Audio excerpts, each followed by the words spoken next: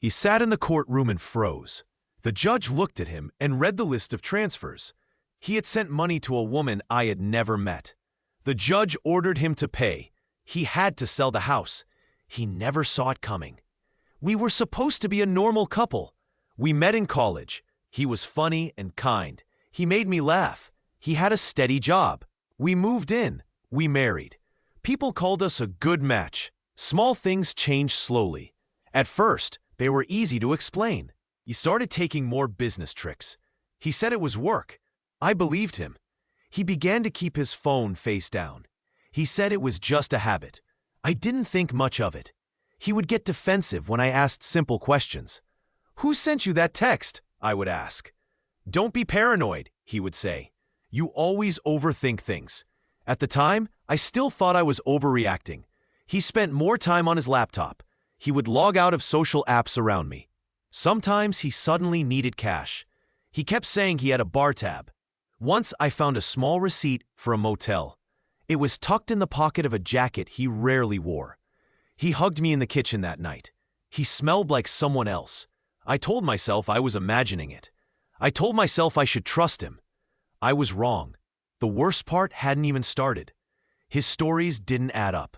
He said the meeting ended late, but his GPS showed a different route. It showed a stop I had never seen before. When I asked, he said he must have taken a wrong turn. I wanted to believe him. I started noticing little lies. When he said he was working late, his camera showed him leaving the office early. A coworker told me he had seen my husband at a diner. He said he was alone. The diner had a receipt with 2 coffees. The receipt was small. It sat on my kitchen counter for days before I could breathe. I tried to ignore the feeling in my chest. It kept growing. I asked a friend what to do. She looked at me and said, "Trust your gut. Get proof." That line kept echoing in my head. I did something I never thought I would. I followed him one night. I waited until he left the house. He kissed me goodnight. He kissed me on the cheek. I watched him go to his car. I walked behind at a distance. My hand shook the whole time. I felt guilty and brave at the same time. I parked 2 streets away. I turned my headlights off. He drove like every night. I followed, slow and careful. He didn't go to the office. He took a different exit. He pulled into a cheap motel. My stomach dropped. He walked into room 12. A woman was already waiting. I watched from the rental car. They hugged. They kissed. She laughed like she knew him well. They went into the room together. I waited until he came out. I took pictures with my phone. I thought that was the end. It wasn't. What I found next made my stomach drop. The next morning, I checked our bank account. There were transfers, small regular transfers. They were labeled personal. They went out every 2 weeks. They went to a woman I didn't know. I looked up the name. It was an alias. I dug deeper. I checked credit card statements. There were hotel charges, flowers, dinner tabs. Some charges were under his name. Some were under a company card. He had been using the company card for personal expenses. That one hit like a punch. I asked him about it at breakfast. He stared at his coffee like he could melt into it. "These are business things," he said. "You're reading too much into receipts," he added. I had the motel photo on my phone. I put it on the table. He paled. He tried to smile. He tried to joke. "Where did you get that?" he asked. "I followed you," I said. Short and cold. The smile died fast. "Why would you do that?" As if I had done something wrong. He started to lie harder. He said the woman was a client. He said she was in trouble, and he was helping. He invented a story about a sick mother. I had screenshots of his messages. He called the woman babe in texts. If you could have seen his face then, he looked like someone else. I kept digging. I found hotel receipts with his name and card number. I found an old credit card bill from a checkout in another city. It matched a text that said, "Miss you, can't wait." The text had been sent at 2 in the morning. That's when I found the second phone. He hid a second phone in the spare closet. It had apps he never used in front of me. There were photos of them together. Intimate photos. There were voice notes and plans for meetings. The woman knew his schedule. She knew when he would be free. I told my sister. She came over that night. She said, "This is clear. You need a lawyer." I didn't want to believe it, but I called one the next day. The lawyer asked for proof. He asked for dates and amounts. He said, "We can use these receipts. We can use the bank transfers." He said, "We will build a case." At first, my husband begged. He begged me not to file. He said he would stop. He promised to cut contact. He cried. He made offers. He said he loved me. He spoke like a man trying to set a broken vase back together. I had the motel keycard in my drawer. I had the receipts. I had messages. I did not want to trust his promises anymore. He tried to play the victim. He told everyone I was unstable. He told his friends I had paranoia. He called my concerns jealousy. "You're ruining our family," he said to my face. He used the word crazy, like a weapon. At the time, I still thought I might be overreacting. I started a folder of everything: photos, receipts, messages, emails. Every time he lied, I added it to the folder. When he said someone else had access to his card, I printed the bank log. When he said he had not been near the motel, I kept the GPS map. I kept the screenshot of Google Timeline.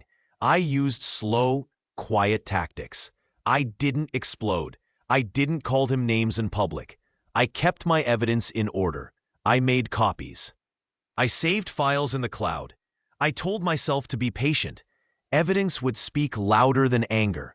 One weekend, he wanted to fix things. He said he was sorry and wanted to go to couples therapy. I thought, maybe this is it. Maybe we can try. I went to a session. I sat across from him and a woman I didn't know. He looked comfortable, too comfortable. He answered in rehearsed lines. He had rehearsed apologies before. I pushed further. I asked him to open his email and bank app. He refused. He refused again and again. That was the moment I knew something was very wrong. If there was nothing to hide, he would have opened his phone. I took a step I had feared. I filed for divorce. The lawyer said the evidence was strong. He told me how to protect myself. He said we needed to freeze accounts, inventory assets, and gather more proof. He got angry when he saw the divorce papers. He accused me of ruining him. He said I was destroying the family and the kids. We had one child. He said, "Think about the child," as if that would make me fold. I thought about the child. I thought about our promises. I thought about the late nights and the hotel keycard. I thought about the way he held his phone away from me. I thought about the receipts that smelled like perfume. He tried to hide assets. He transferred money to a friend. He opened private accounts. I learned about this when I checked the routing numbers. We subpoenaed bank records. The lawyer listed transfers to accounts with no name. That looked bad, very bad. He tried to gaslight me in front of our child. He said I was making up stories. He would pull the child close and smile. He would post happy family photos online with captions about love. He used the online image to make people doubt me. People messaged me saying, "Are you sure? He looks so nice in the photos." I posted nothing. I kept to quiet messages and phone calls. My friends reached out with support. My sister checked on my child when I couldn't. Having small, real people around saved me from feeling alone. One day, the mistress made a mistake. She sent a video to the wrong person.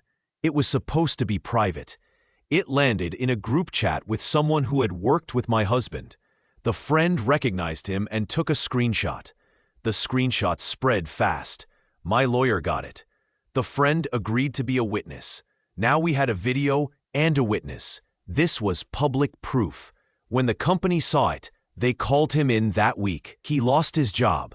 The company said his actions violated policy. They fired him for using company resources for personal matters. It was humiliating. He tried to blame stress. He tried to say it was a misunderstanding. Nobody believed him. I thought that would be the end. I was wrong. He hired his own lawyer and fought. He wanted the house. He wanted custody. The pressure got heavy. I slept poorly. I cried in the shower. I asked myself if I had gone too far. We went to mediation. The room felt cold. He sat across and kept his eyes down. He read a statement about how he had made mistakes.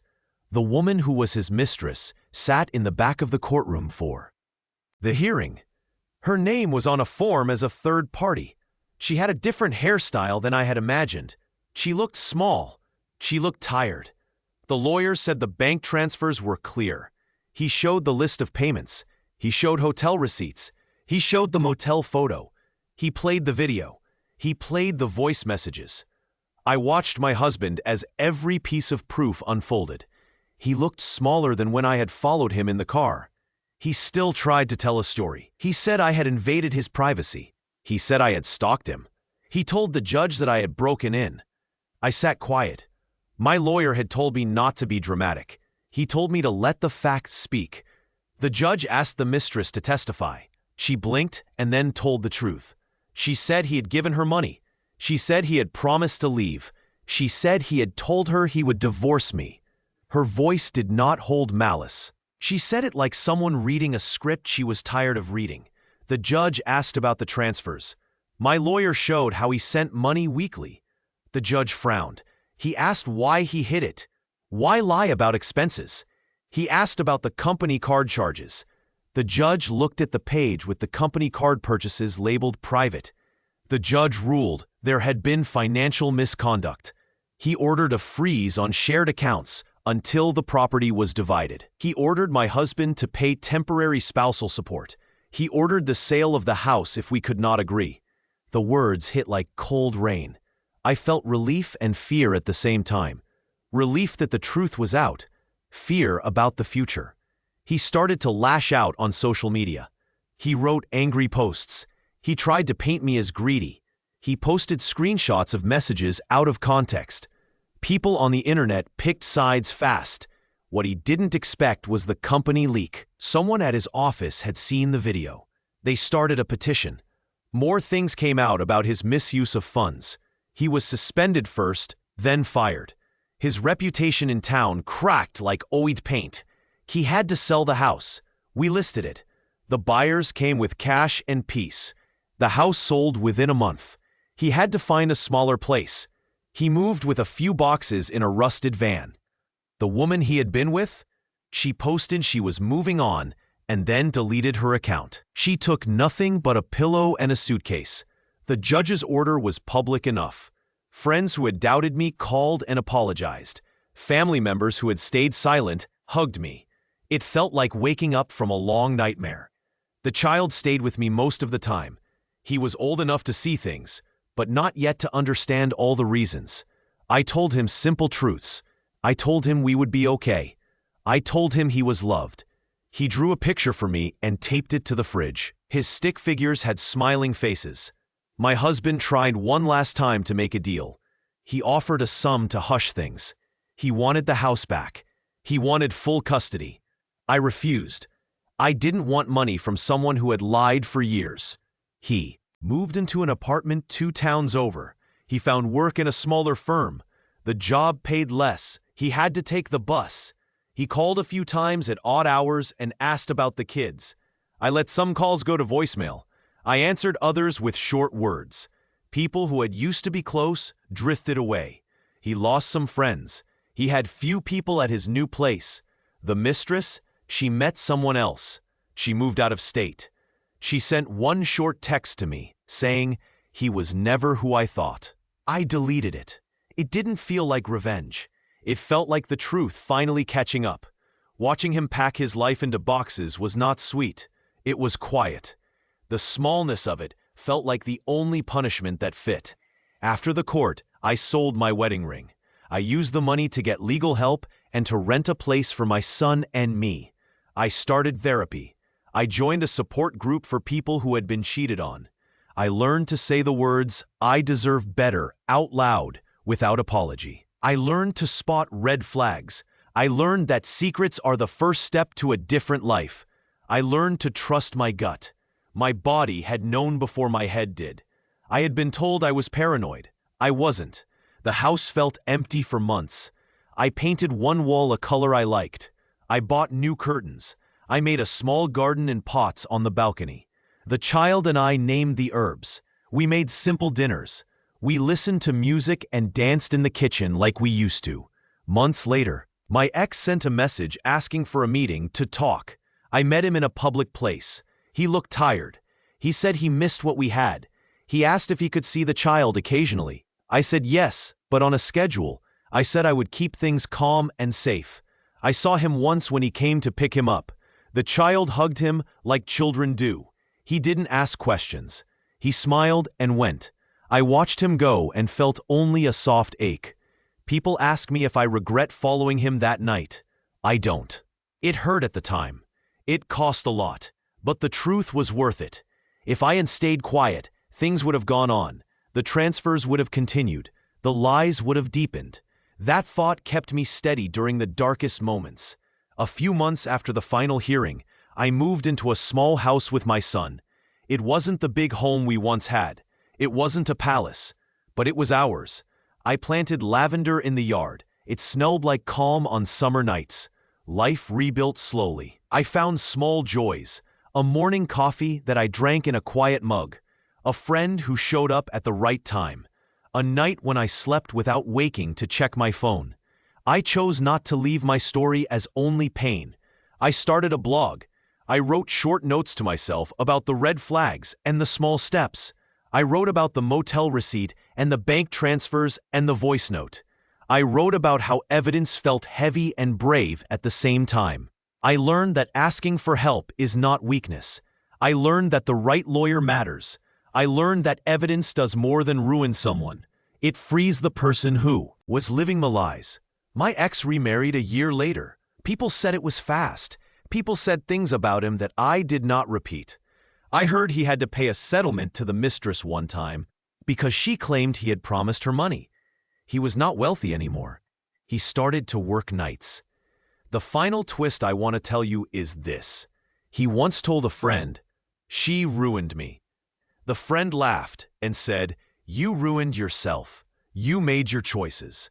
He could say he was ruined. Or he could have chosen differently. The difference was his alone. What would you have done in my place? Would you have followed him one night?